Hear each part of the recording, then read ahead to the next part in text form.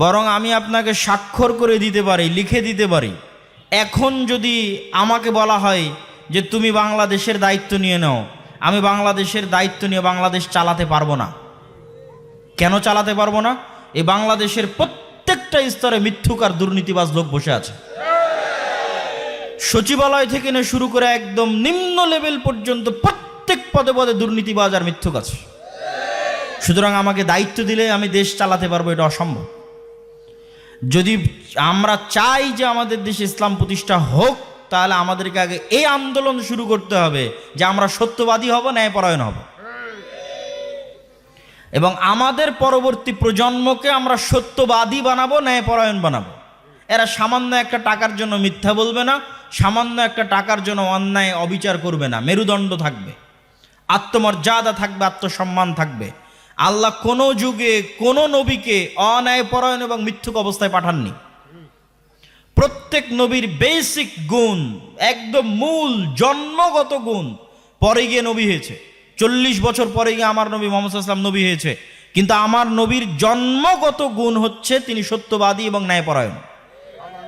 তাহলে ওই যখন আমার নবী মুহাম্মদ সাল্লাল্লাহু আলাইহি ওয়াসাল্লাম সালাতে দাঁড়াচ্ছেন, তখন তার হৃদয় হচ্ছে ফ্রেশ, পরিষ্কার।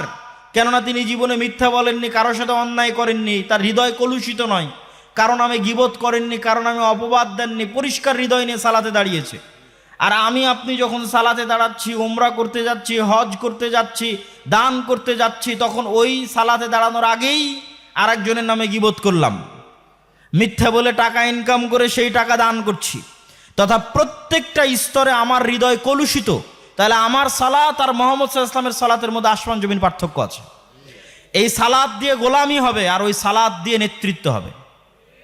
ওই সালাত দিয়ে পৃথিবী শাসন হবে, আর এই সালাত দিয়ে শুধু গোলামি করা হবে। তো গোলামির শাসন থেকে মুক্তি পেতে চাইলে আগে নিজেদেরকে আত্মমর্যাদা সম্পন্ন হতে হবে। আর আত্মমর্যাদা সম্পন্ন হতে হলে 1 নাম্বার লাগবে হচ্ছে ন্যায়পরায়ণতা এবং সত্যবাদিতা। সম্মানিত উপস্থিতি, এবার আমরা ইসলামের দ্বিতীয় আরেকটি বিষয়, অর্থনৈতিক মূল্যবোধ, সেটি আপনাদের সামনে তুলে ধরি। ইসলামের অর্থনৈতিক মূল্যবোধ 2টি বাক্যের উপর দাঁড়িয়ে আছে। আল কানাআহ ওয়াল ইফফাহ,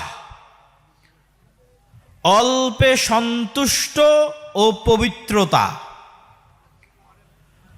অল্পে তুষ্টি এবং পবিত্রতা, এই 2টির উপর ইসলামের অর্থনৈতিক মূল্যবোধ দাঁড়িয়ে আছে। মানুষ, আমরা যে অন্যায়পরায়ণতার আলোচনা করছি, যেই মিথ্যার আলোচনা করছি, যেই সত্যবাদিতার আলোচনা করছি, এই প্রত্যেকটা জায়গায় মানুষ প্রবেশ করে অর্থের কারণে। আমি মনে হয় বুঝাতে পারিনি। মানুষ মিথ্যা বলে বেশিরভাগ সময়, অন্যায় করে বেশিরভাগ সময় কিসের জন্য? টাকার জন্য। তাহলে যখন আমি আপনি ইসলামের অর্থনৈতিক মূল্যবোধটা বুঝবো, তখন আমার এবং আপনার জন্য সত্য বলা, আমার এবং আপনার জন্য ন্যায়পরায়ণ হওয়া সহজ হবে। রাসূলুল্লাহ সাল্লাল্লাহু আলাইহি ওয়াসাল্লাম ইসলামের অর্থনৈতিক মূল্যবোধের যে ভিত্তি আমরা দাঁড় করালাম, যে ইসলামে অর্থনৈতিক মূল্যবোধের ভিত্তি হচ্ছে আমরা অল্পে তুষ্ট থাকব, এবং আমরা অল্পে তুষ্ট থাকব এবং পবিত্র রাখবো আমাদের ধন সম্পদকে অন্যায় থেকে, হারাম থেকে। আচ্ছা, আমরা বেশিরভাগ ক্ষেত্রে এই সমস্ত হারামের প্রবেশ করার সবচেয়ে সহজ রাস্তা হচ্ছে ঋণ এবং কর্জ। সুদ একটা জুলম, অন্যায় এবং অত্যাচার। এই সুদে মানুষ প্রবেশ করে অবশ্য অর্থনৈতিক চাহিদা থেকে। আর সুদ বহু পরের কথা, স্বাভাবিক লোনের কথা বলি, স্বাভাবিক কর্জে হাসানার কথা বলি। আল্লাহ যেখানে কর্জে হাসানা মানুষকে দিতে বলেছে, যে কেউ যদি কর্জে হাসানা চায়, কর্জে হাসানা দাও, কেননা এই কর্জে হাসানা তুমি আল্লাহকে দিচ্ছ। ওমাই ইউকরিদুল্লাহ করদান হাসানা, তোমাদের মধ্যে কে আল্লাহকে কর্জে হাসানা দিবে? কিন্তু তারপরেও কর্জে হাসানাও যদি ধরি, সেটিকে আল্লাহর নবী কি পরিমাণ নিরুৎসাহিত করেছে, শুধু আপনাদের সামনে কয়েকটা হাদিস তুলে ধরব। আমি আপনাদেরকে আবারও বলছি, সুদের লোনের কথা বহু পরে, আমি আমার এক পরিচিত ভাইকে গিয়ে বলছি আমার একটু সমস্যা, আমাকে 1000 টাকা ধার দাও। এই 1000 টাকা ধার চাইতে আল্লাহর নবী কি পরিমাণ নিরুৎসাহিত করছে সেটা দেখেন। সুদের ভিত্তিতে লোন নেবেন সেটা বহু পরে। عن عائشة رضي الله تعالى عنها أنها قالت أن النبي صلى الله عليه وسلم كان يدعو في الصلاة আল্লাহর নবী সালাতে প্রচুর পরিমাণে দোয়া করতেন, আল্লাহুম্মা ইন্নী আউযু বিকা মিনাল মা'সামি ওয়াল মাগরাম, হে আল্লাহ আমি আপনার নিকটে পরিত্রাণ চাই গুনাহ থেকে, আপনার নিকটে পরিত্রাণ চাই লোন থেকে, কর্জ থেকে। তো আল্লাহর নবী কি সুদে কর্জ নেবে নাকি? বুঝতে পারেননি মনে হয়। আল্লাহর নবী যে কর্জ থেকে পরিত্রাণ চাচ্ছে, উনি কি মরে গেলেও সুদে কর্জ নিবে না। উনি কোন কর্জ থেকে পরিত্রাণ চাচ্ছে? স্বাভাবিক যেটা মানুষের কাছ থেকে আমরা চেয়ে কর্জ নেই, কর্জে হাসানা, ওটা থেকে পরিত্রাণ চাচ্ছে। ফাকালা লাহু কাইলুন মা আকসারা মা তাস্তাঈদু মিনাল মাগরাম, আল্লাহর নবীকে জিজ্ঞেস করা হলো, হে আল্লাহর নবী আপনি এত বেশি কেন কর্জ থেকে পরিত্রাণ চান? এবার আমাদের আগের অংশের সাথে আপনি মিলিয়ে নিতে পারবেন। আল্লাহর নবী বলছে, ইন্নার রাজুলা ইযা গারিমা ইস্তাদানা, মানুষ যখন কর্জ নেয় হাদ্দাসা ফাকাযাবা, মিথ্যা বলা শুরু করে। আল্লাহর নবীর হাদিস, মানুষ যখন কর্জ নেয় কি বলা শুরু করে? মিথ্যা বলা শুরু করে। ওয়া ওয়াদা ফাআখলাফা, ওয়াদা ভঙ্গ করা শুরু করে। বলে কাল দিব, তখন আর দিতে পারে না, পরশু দিব, দিতে পারে না। নিজে মিথ্যা বলে, সন্তানকে মিথ্যা বলা শিখায়, বলে বাপ বাড়িতে নাই বলে দাও। স্ত্রীকে মিথ্যা বলা শিখায়, পুরো পরিবার মিথ্যুক হয়ে গেল। এই মিথ্যুক পরিবারকে আল্লাহ রাষ্ট্রের দায়িত্ব দিবে। রাষ্ট্রের দায়িত্ব নিতে হলে তো ওকে ন্যায়পরায়ণ হতে হবে, সত্যবাদী হতে হবে। তো আগেই গোলাম হয়ে গেছে, আত্মমর্যাদা বিক্রি করে দিয়েছে, আত্মসম্মান বিক্রি করে দিয়েছে। তাহলে নিজের আত্মসম্মান আত্মমর্যাদা ঠিক রাখতে, সত্য বলতে আগে অর্থনীতিতে ইসলামের বিশ্বাস কি সেটা ঠিক রাখতে হবে। তাহলে আপনার জন্য সত্য বলা সহজ হবে, আপনার জন্য ন্যায়পরায়ণ হওয়া সহজ হবে। রাসূল সাল্লাল্লাহু আলাইহি ওয়াসাল্লাম ঋণ থেকে পরিত্রাণ চাচ্ছেন। কুন্না জুলুসান ইনদা রাসূলিল্লাহি সাল্লাল্লাহু আলাইহি ওয়াসাল্লাম ফারাফা রাসাহু ইলা সামা সুম্মা ওয়াদা'a রাহাতাহু আলা জাবহাতিহি সুম্মা ক্বাল সুবহানাল্লাহ মাযা নুযিলা মিনাত তাশদীদ। একদা আমরা রাসূল সাল্লাল্লাহু আলাইহি ওয়াসাল্লামের সাথে বসেছিলাম। আল্লাহর নবী আসমানের দিকে তার চেহারা উঠালেন। কিছুক্ষণ পর তার চেহারা নামিয়ে নিয়ে বলছেন সুবহানাল্লাহ, সে আল্লাহর পবিত্রতা বর্ণনা করছি, আল্লাহ সুবহানাহু ওয়া তাআলার পবিত্রতা বর্ণনা করছি। মাযা নুযিলা মিনাত তাশদীদ, অনেক কঠিন হুকুম অবতীর্ণ হয়ে গেল, বিধান অনেক কঠিন হয়ে গেল, হুকুম অনেক কঠিন হয়ে গেল। ফাসাকাতনা ওয়া ফাজি'না, আমরা সাহাবীরা চুপ থাকলাম এবং ভীত সন্ত্রস্ত হয়ে গেলাম। কি এমন হুকুম অবতীর্ণ হলো যে হুকুমের বিষয়ে আল্লাহর নবী বলছেন যে হুকুম কঠিন হয়ে গেল, বিধান কঠিন হয়ে গেল? আমরা তো ভীত সন্ত্রস্ত হয়ে গেলাম। ফালাম্মা কানা মিনাল গাদ সাআলতুহু ইয়া রাসূলুল্লাহ মা হাযা আত-তাশদীদ আল্লাযী নুযিল, আল্লাহর নবীকে আমি জিজ্ঞেস করলাম, আল্লাহর নবী কি সেই কঠিন বিধান যা আপনার প্রতি অবতীর্ণ হয়েছে?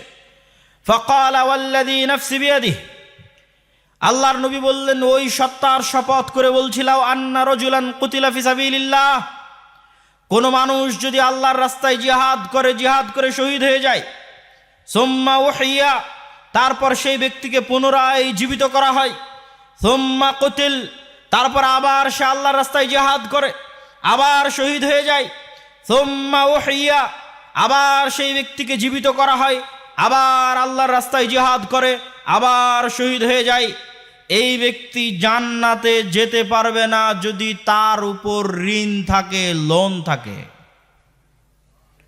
ওয়া আলাইহি দাইনুন মা দাখালাল জান্নাহ হাত্তা ইউকযা আনহু দাইনুহু, এই ব্যক্তিকে জান্নাতে প্রবেশ করতে দেওয়া হবে না যতক্ষণ না তার উপরে থাকা লোন কর্জ আদায় না করা হয়েছে। সম্মানিত উপস্থিতি, শহীদের মর্যাদার চাইতে বড় মর্যাদা দ্রুত জান্নাতে যাওয়া, বিনা হিসাবে জান্নাতে যাওয়া, বিনা কবরের আযাবে জান্নাতে যাওয়া, এর চাইতে বড় মাধ্যম আর নাই শহীদ হওয়ার চাইতে। শুধু একবার শহীদ নয়, তিনবার শহীদ হলো, আল্লাহর নবী বলছেন জান্নাতে যেতে পারবে না যদি তার ঘাড়ে লোন থাকে, কর্জ থাকে। তো এই কর্জ আপনি কি মনে করছেন আল্লাহর নবী সুদের কর্জের কথা বলতেছে? সুদের কর্জের ভয়াবহতা ভিন্ন জিনিস। সুদের কর্জের ভয়াবহতা ভিন্ন জিনিস। আমি আপনাকে ইসলামের অর্থনৈতিক মূল্যবোধ বোঝাচ্ছি যে ইসলাম কি পরিমাণ অল্পে তুষ্ট ঋণ বিমুখ নীতি পছন্দ করে। কেন অল্পে তুষ্ট ঋণ বিমুখ নীতি পছন্দ করে তা কিছু বলেছি, আবারও শেষে বলবো সারমর্ম হিসেবে। আর এক হাদিস, রাসূলুল্লাহ সাল্লাল্লাহু আলাইহি ওয়াসাল্লামের সামনে এক জানাজা উপস্থিত করা হলো। আল্লাহর নবী জিজ্ঞেস করলেন এই ব্যক্তির উপর কোনো কর্জ বা লোন ধার আছে কিনা। মানুষ বলল হ্যাঁ ধার আছে 2 দিনার। আল্লাহ নবী বললেন কেউ যদি এই দায়িত্ব না নেয় তাহলে আমি এই ব্যক্তির সালাত আদায় করব না। তখন আবু কাতাদা তিনি দায়িত্ব নিলেন। আবু কাতাদা রাদিয়াল্লাহু তাআলা আনহুকে পরের দিন আল্লাহর নবী বলছেন, আবু কাতাদা তুমি কি তার এই কর্জ পরিশোধ করে দিয়েছো? সে বলছে কদ কাযাইতু, হ্যাঁ আল্লাহর নবী পরিশোধ করে দিয়েছি। আল্লাহ নবী বলেন আল আন বারাদাত আলাইহি জিলদু, এখন তার চামড়া ঠান্ডা হলো। মানে ওই মৃত ব্যক্তি যে কবরে আছে সে এখন নাজাত পেল। কি নাজাত পেল সেটাও আর এক হাদিসে রাসূল সাল্লাল্লাহু আলাইহি ওয়াসাল্লাম স্পষ্ট করবে। আমি শুধু বলি, আপনারা শুধু শুনতে যান। ওয়া আন সাওবান রাদিয়াল্লাহু তাআলা আনহু, সাওবান রাদিয়াল্লাহু তাআলা আনহু থেকে বর্ণিত, তিনি বলেন ক্বালা রাসূলুল্লাহ সাল্লাল্লাহু আলাইহি ওয়াসাল্লাম মান মাতা ওয়া হুয়া বারিউম মিন সালাস, যে ব্যক্তি মারা গেল আর এমত অবস্থায় যে সে 3টা জিনিস থেকে মুক্ত। এক, তার অন্তরে অহংকার ছিল না, অহংকার থেকে মুক্ত। ওয়াল গুলুল, কারো কোনোদিন ধন সম্পদ আত্মসাৎ করেনি, এটা থেকে মুক্ত। ওয়াদ-দাইন, লোন থেকে মুক্ত। দাখালাল জান্নাহ, সে জান্নাতে চলে যাবে। যে ব্যক্তি মৃত্যুবরণ করলে এমত অবস্থায় যে তার অন্তর অহংকার থেকে মুক্ত, এমত অবস্থায় যে অন্যের সম্পদ জোরপূর্বক বা ধোঁকা দিয়ে, ফাঁকি দিয়ে, মিথ্যা দিয়ে গ্রহণ করেনি, এমত অবস্থায় যে কারো কাছে লোন করে রেখে যায়নি, ঋণ করে রেখে যায়নি, দাখালাল জান্নাহ, সে জান্নাতে চলে যাবে। আর ওই হাদিসে যে আল্লাহ নবী বলল ও তুমি ওর 2 দিরহাম আদায় করে দিয়েছো, এখন তার চামড়া ঠান্ডা হলো, সেটার অর্থ কি? এই হাদিসে আসছে। আবু হুরায়রা রাদিয়াল্লাহু তাআলা আনহু থেকে বর্ণিত, তিনি বলেন রাসূল সাল্লাল্লাহু আলাইহি ওয়াসাল্লাম বলছেন নাফসুল মুমিন মুআল্লাকাতুন, একজন মৃত মুমিনের আত্মা ঝুলন্ত থাকে তার লোনের সাথে, তার ঋণের সাথে, হাত্তা ইউকদা আন, যতক্ষণ না তার পক্ষ থেকে কেউ ওই লোন এবং ঋণ আদায় না করে দিচ্ছে ততক্ষণ পর্যন্ত তার আত্মা ঝুলন্ত থাকে। এটির কথাই রাসূল সাল্লাল্লাহু আলাইহি ওয়াসাল্লাম ওই হাদিসে বলেছেন। সম্মানিত উপস্থিতি, রাসূলুল্লাহ সাল্লাল্লাহু আলাইহি ওয়াসাল্লাম আমাদেরকে অসংখ্য দোয়া শিখিয়েছেন, যে প্রত্যেকটা দোয়ার মধ্যে তিনি লোন থেকে, ধার থেকে, কর্জ থেকে রাসূলুল্লাহ সাল্লাল্লাহু আলাইহি ওয়াসাল্লাম পরিত্রাণ চেয়েছেন। যেমন একটা দোয়া আপনারা জানেন, আল্লাহুম্মা ইন্নী আউযু বিকা মিনাল হাম্মি ওয়াল হুজনি ওয়া আউযু বিকা মিনাল আজজি ওয়াল কাসলি ওয়া আউযু বিকা মিনাল জুবনি ওয়াল বুখলি ওয়া আউযু বিকা মিন গালাবাতিদ দাইনি ওয়া কাহরির রিজাল। হে আল্লাহ, আমি আপনার নিকটে পরিত্রাণ চাচ্ছি দুশ্চিন্তা থেকে। হে আল্লাহ, আমি আপনার নিকটে পরিত্রাণ চাচ্ছি অলসতা থেকে। হে আল্লাহ, আমি আপনার নিকটে পরিত্রাণ চাচ্ছি অক্ষমতা থেকে। হে আল্লাহ, আমি আপনার নিকটে পরিত্রাণ চাচ্ছি ভীত হওয়া থেকে, যেন আমি সাহসী হই। হে আল্লাহ, আমি আপনার নিকটে পরিত্রাণ চাচ্ছি কৃপণতা থেকে, যেন আমি মানুষকে দিতে পারি। এবার কি বলছেন? হে আল্লাহ, আমি আপনার নিকটে পরিত্রাণ চাচ্ছি লোন থেকে, যেন আমাকে কোনোদিন লোন ধার করতে না হয়। এই লোন, এই ধার সুদের নয়, স্বাভাবিক লোন, স্বাভাবিক ধারকে আল্লাহর নবী এত ভয় করছে। সুদেরটা বহু পরে, সুদেরটা বহু পরে। স্বাভাবিক কর্জকে আল্লাহর নবী এত ভয় করতেছেন যে তিনি দোয়া করতেছেন যেন তার ঘাড়ে লোন চেপে না যায়, ওয়াকাহরির রিজাল, এবং মানুষের দাপট যেন তাকে পেয়ে না বসে। রাসূলুল্লাহ সাল্লাল্লাহু আলাইহি ওয়াসাল্লাম এই জন্য দোয়া করেছেন, আল্লাহুম্মা কফিনি বিহালালিকা আন হারামিক ওয়া আগনিনি বিফাজলিকা আম্মান সিওয়াক। হে আল্লাহ, আমি আপনার হালাল মাধ্যমে, আপনার হালাল রুজির মাধ্যমে হারাম থেকে পরিত্রাণ চাই, ব্যবস্থা করে দেন। আমার জন্য হালালের ব্যবস্থা করে দেন, যেন হারামের দ্বার প্রান্তে আমাকে যেতে না হয়। হে আল্লাহ, আর আপনার মাধ্যমে আমি যথেষ্ট হতে চাই, যেন অন্যের মুখাপেক্ষী হতে না হয়। আপনার মুখাপেক্ষী হতে চাই, আপনার মুখাপেক্ষী হওয়াই যেন আমার জন্য যথেষ্ট হয়ে যায়, পৃথিবীর আর কোনো মানুষের জন্য আমার মুখাপেক্ষী হওয়া না লাগে। কেন এত শক্তভাবে, কেন ঋণ বিমুখ, অল্পে সন্তুষ্ট অর্থনৈতিক জীবনযাপন করার জন্য বলা হচ্ছে? এই জন্য বলা হচ্ছে যে যখনই আপনি এই রাস্তা ছেড়ে দিবেন, অল্পে সন্তুষ্ট হওয়া ছেড়ে দিবেন, ঋণ বিমুখতা ছেড়ে দিবেন, তখনই এবার আত্মসম্মান, আত্মমর্যাদা বিক্রি হওয়া শুরু হবে, মিথ্যা বলা শুরু হবে, অন্যায় করা শুরু হবে। আর যখনই মিথ্যা বলা শুরু হবে, আত্মমর্যাদা, আত্মসম্মান থাকবে না, তখন আপনি আর নেতা হতে পারবেন না, তখন গোলাম। আর আল্লাহর নবী চান না যে তার উম্মত গোলাম অবস্থায় জীবনযাপন করুক।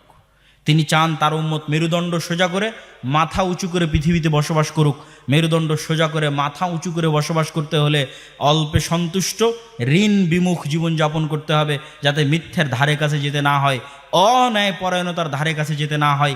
এরকম একটা প্রজন্ম যদি আমরা তৈরি করতে পারি, একটা মুসলিম প্রজন্ম যারা দুর্নীতিবাজ হবে না, যারা মিথ্যুক হবে না, যারা অন্যায় পরায়ণ হবে না, যাদের মেরুদণ্ড সোজা থাকবে, ওই প্রজন্মের হাত দিয়ে রাষ্ট্র ক্ষমতা ইসলাম প্রতিষ্ঠিত হবে। আর যদি ওই প্রজন্ম আমরা তৈরি করতে না পারি, তাহলে আশাই থেকে যাবে। সম্মানিত উপস্থিতি, ইসলামে অর্থনীতির দ্বিতীয় যে মূলনীতি, সেই মূলনীতিটি হচ্ছে সোশ্যাল ইন্স্যুরেন্স। আজকের বিশ্বে সব জায়গায় ইন্স্যুরেন্স আছে। তো মানুষ আমাদেরকে জিজ্ঞেস করে, আমরাও ইন্স্যুরেন্স করতে চাই, কিন্তু আল্লাহ কিন্তু ভিত্তি রেখেছেন সোশ্যাল ইন্স্যুরেন্সের উপর। সোশ্যাল ইন্স্যুরেন্সের পর সোশ্যাল জাস্টিসের কথা বলবো। সোশ্যাল জাস্টিসের কথা বলে বক্তব্যের শেষের দিকে চলে যাব ইনশাআল্লাহুল আজিজ। সোশ্যাল ইন্স্যুরেন্স কি? আল্লাহর পবিত্র কোরআনের আয়াত দেখেন, লাইসাল বিররু আন তুওয়াল্লু উজুহাকুম কিবালাল মাশরিক ওয়াল মাগরিব। হে মুসলিমেরা, হে মুমিনেরা, তোমাদের জন্য এতে কল্যাণ নাই যে তোমরা পশ্চিমমুখী হবে না পূর্বমুখী হবে। ওয়ালাকিন্নাল বিররা, জেনে রাখো, নেকি কল্যাণ ওই কাজেই, মান আমানা বিল্লাহি ওয়াল ইয়াউমিল আখির, যে আল্লাহর প্রতি ঈমান আনয়ন করলো, পরকালের প্রতি বিশ্বাস স্থাপন করলো, ওয়াল মালাইকাতি ওয়াল কিতাবি ওয়ান নবিয়্যিন, ফেরেশতার প্রতি বিশ্বাস স্থাপন করলো, কিতাবের প্রতি বিশ্বাস স্থাপন করলো, নবীদের উপর বিশ্বাস স্থাপন করলো। এবার শুরু হচ্ছে ইবাদত। ঈমান শেষ হতেই দেখেন ইবাদত কি দিয়ে শুরু হচ্ছে। এতক্ষণ সব ঈমান, আল্লাহর প্রতি ঈমান, পরকালের প্রতি ঈমান, ফেরেশতার প্রতি ঈমান, নবীদের প্রতি ঈমান। ঈমান শেষ, এবার আমল শুরু। আমল কি? 1 নম্বর আমল, ওয়া আতাল মালা আলা হুব্বিহি যাবিল কুরবা। ধন সম্পদকে ভালোবাসে, তারপরেও ধন সম্পদ নিকট আত্মীয়ের মধ্যে খরচ করতে পারে যে। ধন সম্পদকে ভালোবাসে, তারপরেও ধন সম্পদ নিকট আত্মীয়র জন্য খরচ করতে পারে যে। ওয়াল ইয়াতামা, ইয়াতিমদের জন্য খরচ করতে পারে যে। ওয়াল মাসাকিন, মিসকিনদের জন্য খরচ করতে পারে যে। ওয়াবনাস সাবিল, মুসাফির পথিকের জন্য খরচ করতে পারে যে। ওয়াসাইলিন, ভিক্ষুক চাইতে এসেছে তার জন্য খরচ করতে পারে যে।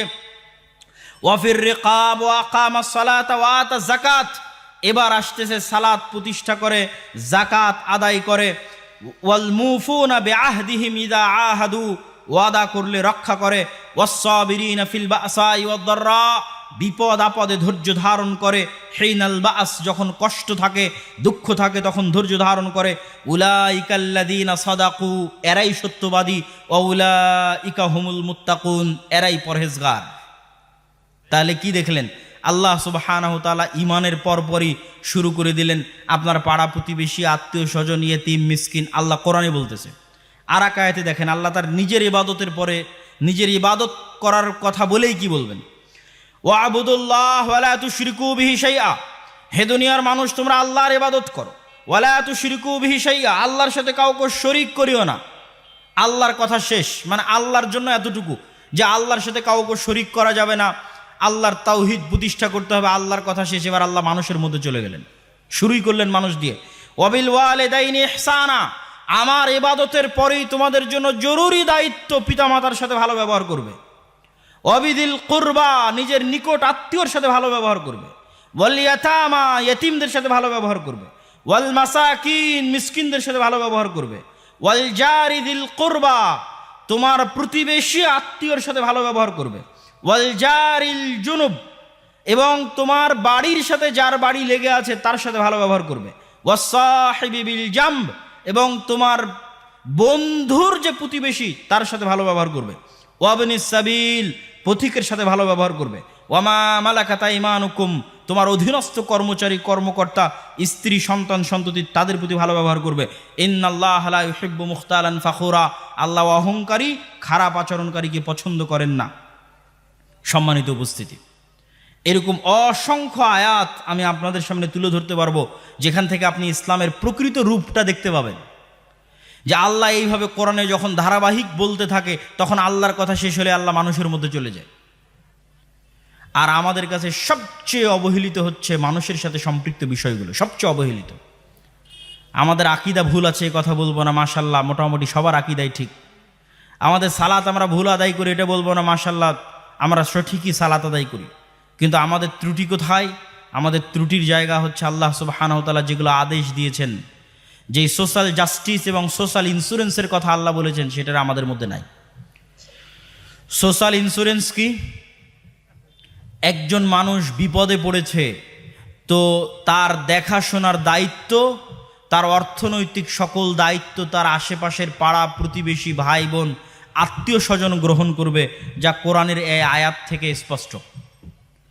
আর সোশ্যাল জাস্টিস কি? ওই যে ন্যায়পরায়ণতার কথা বলে এসেছি, ইমাম বুখারীর আল আদাবুল মুফরাদ খুলবেন, ইমাম বুখারী আল আদাবুল মুফরাদে কার সাথে কেমন আচরণ করতে হবে, কি ব্যবহার করতে হবে, সে অধ্যায় রচনা করেছেন। একের পর এক বাপ মা ভাই বোন আত্মীয় স্বজন স্ত্রী পুত্র পাড়া প্রতিবেশী, এটা হচ্ছে সোশ্যাল জাস্টিস, সামাজিক ন্যায় বিচার। শাহ হলিউল্লাহ মুহাদ্দিস দেহলভী, সৈয়দ আহমদ বেরেলভী, শাহ ইসমাইল শহীদ, মীর নিসার আলী তিতুমির এবং হাজী শরীয়তুল্লাহ, তাদের ফরাইজি আন্দোলন, এগুলো কিসের আন্দোলন ছিল? আপনারা যদি রাষ্ট্র ক্ষমতা ইসলামকে প্রতিষ্ঠা করতে চান, তাহলে সমাজে সোশ্যাল ইন্স্যুরেন্স এবং সোশ্যাল জাস্টিস প্রতিষ্ঠা করতেই হবে, না হলে রাষ্ট্র ক্ষমতা ইসলামকে নিয়ে যেতে পারবেন না। আর যত তন্ত্রমন্ত্র দেখানো হচ্ছে, গণতন্ত্র বলেন সমাজতন্ত্র বলেন, এগুলোকে জন্মই দেওয়া হয়েছে যেন ইসলাম কোনোদিন রাষ্ট্র ক্ষমতায় যেতে না পারে। যারা আমার এই কথার সাথে দ্বিমত করবেন তাদেরকে অনুরোধ করবো, আপনি আরও পড়েন, আরও অধ্যয়ন করেন, আরও জ্ঞান অর্জন করেন। গণতন্ত্র দিয়ে কখনোই পূর্ণাঙ্গ ইসলাম রাষ্ট্র ক্ষমতায় যাবে না। গণতন্ত্র দিয়ে কোন ইসলাম রাষ্ট্র ক্ষমতায় যাবে? অপূর্ণাঙ্গ, কম্প্রোমাইজড, বিকৃত ইসলাম রাষ্ট্র ক্ষমতায় যাবে। আর যদি পূর্ণাঙ্গ ইসলামকে রাষ্ট্র ক্ষমতায় নিয়ে যেতে চান, তাহলে একদম গোড়া থেকে শুরু করতে হবে। ন্যায়পরায়ণ প্রজন্ম এবং সত্যবাদী প্রজন্ম, অল্পে তুষ্ট, মাথা উঁচু করে থাকবে, মেরুদণ্ড সোজা, আত্মমর্যাদা সম্পূর্ণ প্রজন্ম তৈরি করতে হবে। আর যেই প্রজন্ম সোশ্যাল জাস্টিস প্রতিষ্ঠা করবে, সোশ্যাল ইন্স্যুরেন্স প্রতিষ্ঠা করবে। সোশ্যাল জাস্টিস কি? ওই যে বললাম হাজী শরীয়তুল্লাহরা কি করেছিল? ব্রিটিশরা দিল্লি বসে থাকতো, দিল্লিতে বসে থেকে কি আপনার এই রাজপাটের গ্রাম কন্ট্রোল করতে পারবে? পারবে না। সেই কালে পারেনি। এখনই রাস্তাঘাট নাই, তখন তো আরও রাস্তাঘাট ছিল না। তো রাষ্ট্রীয় ক্ষমতা তাদের কাছে ছিল, কিন্তু তারা বলেছিল না, গ্রামে আমরা ইসলাম প্রতিষ্ঠা করব। গ্রামে ইসলাম প্রতিষ্ঠা হবে কি? গ্রামে অন্যায় অবিচার অনাচারের বিরুদ্ধে রুখে দাঁড়াবে, গ্রামে প্রচলিত সকল কুসংস্কারের বিরুদ্ধে রুখে দাঁড়াবে। আমার বক্তব্যে আজকে অন্যায় অনাচার দ্বারা আপনারা যে অন্যায় অনাচার বুঝছেন সেটা নয়। আমার বক্তব্যে আজকে অন্যায় অনাচার দ্বারা মানুষের সাথে সম্পৃক্ত অন্যায় অনাচার। যেমন একটা উদাহরণ দিই, ডিম্যান্ড বা যৌতুকের ভিত্তিতে মেয়েদের বিয়ে হয় না? হয় না? হয়। ডিম্যান্ড বা যৌতুকের ভিত্তিতে মেয়েদের বিবাহ ন্যায় না অন্যায়? আজকের আলোচনায় কি বুঝলেন? ন্যায় পরায়ণতা না মুনাফিকি? মুনাফিকি। মানে যে ডিমান্ড বা যৌতুকের ভিত্তিতে বিবাহে যাবে, এরা সবগুলো কি মুনাফেক? মুসলিম মুনাফেক। এরা কোনোদিন রাষ্ট্র ক্ষমতা পাবে না? পাবে না? পাবে না। এরা আজীবন কি অবস্থায় থাকবে? গোলাম অবস্থায় থাকবে। কিন্তু সমস্যা কি? সমস্যা হচ্ছে ওই বিয়েতে যিনি বিয়ে পড়াচ্ছেন তিনিও যে মুসলিম, ইমাম, মসজিদের ইমাম, আলেম, হুজুর। তাহলে সোশ্যাল জাস্টিস বলতে আমি কি বুঝাচ্ছি? সামাজিক ন্যায় বিচার বলতে আমি কি বুঝাচ্ছি? সামাজিক ন্যায় বিচার বলতে আমি এটা বুঝাচ্ছি যে আল আমরু বিল মারুফ ওয়ান নাহি আনিল মুনকার, সৎ কাজের আদেশ, অসৎ কাজে বাধা। রাষ্ট্রে ইসলাম প্রতিষ্ঠা করতে চান, একদল যুবককে রেডি হতে হবে, একদল তরুণকে রেডি হতে হবে। যে গত 16 বছর যে ফেসিজম ছিল তারা এখন বিদায় নিয়েছে, নাই। এখন গ্রাম পর্যায়ে পাওয়ার, পলিটিক্যাল পাওয়ার শূন্যের কোঠায়। কিন্তু দুঃখজনক হলেও সত্য, আমাদের মেরুদণ্ড না থাকার কারণে, আমাদের ন্যায়পরায়ণতা না থাকার কারণে, আমাদের সত্যবাদিতা না থাকার কারণে, আমাদের দুর্নীতিগ্রস্ত হওয়ার কারণে 16 বছর একটা শক্তিশালী পাওয়ার বিদায় নেওয়ার পর আমরা নামকা অস্তে আর এক দলের কাছে ক্ষমতা দিয়ে দিচ্ছি। একইভাবে তারা আবার আগের মতো অন্য যে দল ছিল তাদের মতো চাঁদাবাজি শুরু করেছে, অন্যায় কার্যকলাপ শুরু করেছে, অবিচার শুরু করেছে। কিন্তু আপনাদের মেরুদণ্ড নাই, সত্য বলেন না, ন্যায় প্রতিষ্ঠা করেন না, ফলত আপনারা আজীবন গোলাম থাকবেন। আর যদি গোলামি থেকে মুক্তি পেতে চান, ওই হাজী শরীয়তুল্লাহর পদ্ধতি অবলম্বন করতে হবে। তোমার ক্ষমতা কেন্দ্রে থাক, আপনারা 10 জন মিলে গ্রামে তো অন্তত ন্যায় বিচার প্রতিষ্ঠা করতে পারেন। আপনি বাড়ি করবেন তো ইট আর একজন নির্দিষ্ট ব্যক্তির মাধ্যমেই কেন আনা লাগবে? কেন আনা লাগবে? আমি ফ্যাক্টরি দিব তো একজন ব্যক্তিকে কেন চাঁদা দেওয়া লাগবে? কেন? গত 16 বছর দিয়েছেন, এখন কেন দিবেন? এখন কেন মাথা উঁচু করে প্রশ্ন করতে পারছেন না? এখনো কেন চুপচাপ মুখ বেজে অন্যায় এই জুলুমগুলো সহ্য করছেন? রাষ্ট্রে ইসলাম মানে ন্যায় বিচার, রাষ্ট্রে ইসলাম মানে ন্যায় পরায়ণতা। যে চায় যে রাষ্ট্রে ইসলাম প্রতিষ্ঠা হোক, ওকে আগে ওর সমাজে, ওর গ্রামে ন্যায় বিচার প্রতিষ্ঠা করতে হবে। সম্মানিত উপস্থিতি, এই জন্য মসজিদ মাদ্রাসার ইমাম, মসজিদ মাদ্রাসার শিক্ষক, ইসলামপন্থী যুবক তরুণ, তাদেরকে সজাগ হতে হবে। এখন সময়, এখন পাওয়ার শূন্য। আপনি শক্ত হয়ে দাঁড়ালেই কেউ বাধা দেওয়ার নাই। আর যদি মাথা নত করে এইভাবে অন্যায় অবিচার সহ্য করেন, নিজেরাও এভাবে অন্যায় অবিচার করেন, তাহলে অযথা মুখে লিল্লাহে তাকবীর, আল্লাহু আকবার, রাষ্ট্রে ইসলাম, ইসলামী খেলাফা, এইগুলো বক্তব্য দিয়ে লাভ নাই। এই সালাত, এই সিয়াম মুনাফিকের সালাত এবং সিয়াম, আর মুনাফিকের সালাত এবং সিয়াম গোলামি ছাড়া আর কিছু দেয় না। মুনাফিকের সালাত এবং সিয়াম গোলামি ছাড়া আর কিছু দেয় না। যদি প্রকৃত সাচ্চা মুসলমান মাথা উঁচু করে দাঁড়িয়ে থাকবে, নবীদের মতো, সাহাবীদের মতো, ওমরের মতো, খালিদ ইবনে ওয়ালিদের মতো, তাহলে সত্য বলতে হবে, ন্যায়পরায়ণতা প্রতিষ্ঠা করতে হবে। নিজ নিজ জায়গা থেকে নিজে ন্যায়পরায়ণ হবেন, সমাজে ন্যায়পরায়ণতা প্রতিষ্ঠা করবেন, প্রত্যেক অন্যায় এবং অবিচারের বিরুদ্ধে রুখে দাঁড়াবেন। আল্লাহ সুবহানাহু ওয়া তাআলা আমাদেরকে তৌফিক দান করুক, আল্লাহুম্মা আমিন। এই বলে আমি আমার সংক্ষিপ্ত বক্তব্য আজকের মতো এখানেই শেষ করছি। ওয়া আখিরু দাওয়ানা আনিল হামদুলিল্লাহি রাব্বিল আলামিন। আসসালামু আলাইকুম ওয়া রাহমাতুল্লাহি ওয়া বারাকাতুহু।